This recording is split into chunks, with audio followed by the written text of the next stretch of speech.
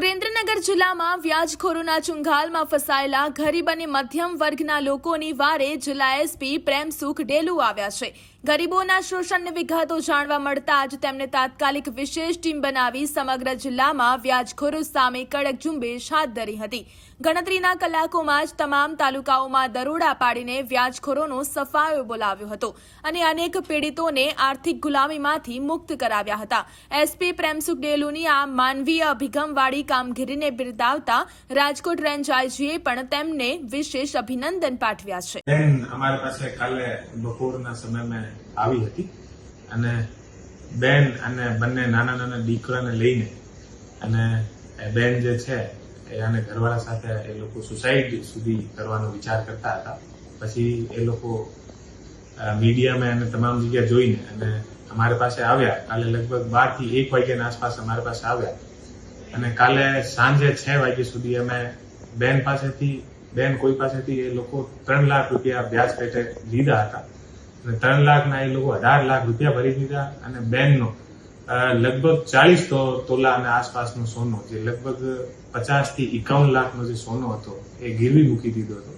તો એ લોકો સોનું લઈને ભાગી ગયા। બેનનો સોનો પરત નથી આપતા અને બેન પાસેથી 51 લાખ રૂપિયા એ લોકો 18 લાખ રૂપિયા એ લોકો લઈ લીધા અને અત્યારે હેરાન કરીને અને બધું સોનું પચાવવા માંગતા હતા અને બીજા 15 થી 20 લાખ રૂપિયા એ લોકો માંગતા હતા। તો એ કાલે અમારી પાસે આવ્યા તો સિટી એ ડિવિઝન પીઆઈ સોલંકી અને આને સાથે સ્ટાફ મળીને અને 6 કલાકની અંદર તમામ જગ્યાથી જે સોનો હતો છેલ્લા 5 થી 7 વર્ષથી આ બેનની આ સમસ્યા હતી તો પોલીસ દ્વારા ફક્ત 6 કલાકની અંદર મહેનત કરીને તમામ સોનાના જે દાગીના છે લગભગ 50 થી 60 લાખ રૂપિયાના એ અત્યારે બેનને પરત લાવીને આપ્યા છીએ।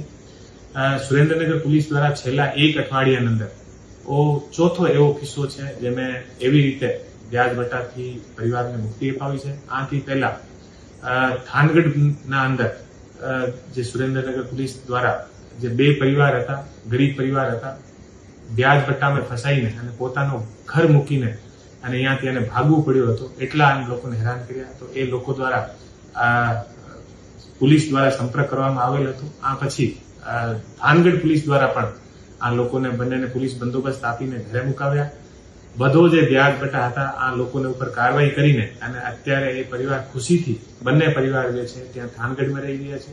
ત્રીજો જે કિસ્સો છે અત્યારે એક વિકલાંગ એક દિવ્યાંગ જે દંપતી હતા એ અમારી પાસે આવ્યા। અમને એવી સૂચના મળી કે એવા 2 દિવ્યાંગ દંપતી આવ્યા છે એ પોતાનો ઘર ફેરી કરીને ગુજરાન ચલાવતા હતા। આનો મકાન વ્યાજ બટાને અંદર એક માણસ પચાવવા માંગતો હતો।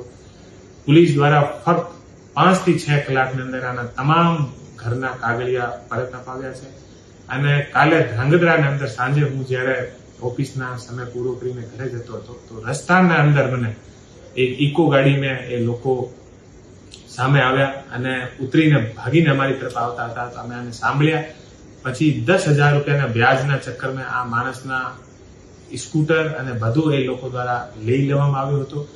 તો તુરંત અમે એસડીપીઓ ધ્રાંગધ્રાને કહીને અને ફક્ત 5 થી 7 કલાકની અંદર આનો સ્કૂટર પરત અપાવ્યો। ગુનેગારો ઉપર ગુનો દાખલ કર્યો અને આ ફેમિલીને પણ એ લોકો હતા અને સાથે પણ જે બીજા લોકો આવતા હતા એ આને ઓળખતા નથી હતા પણ એ કીધું કે સાહેબ આ માણસ અત્યારે છેલ્લામાં કંટાળીને અને સુસાઇડ કરવાને જતો હતો।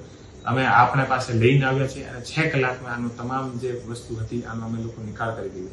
તો છેલ્લા 1 અઠવાડિયામાં 4 થી 5 એવા બનાવો જે છે એ સુરેન્દ્રનગર પોલીસ દ્વારા ત્વરિત કાર્યવાહી કરીને ફક્ત 5-6 કલાકની અંદર આનો ઉકેલ લાવ્યા છીએ।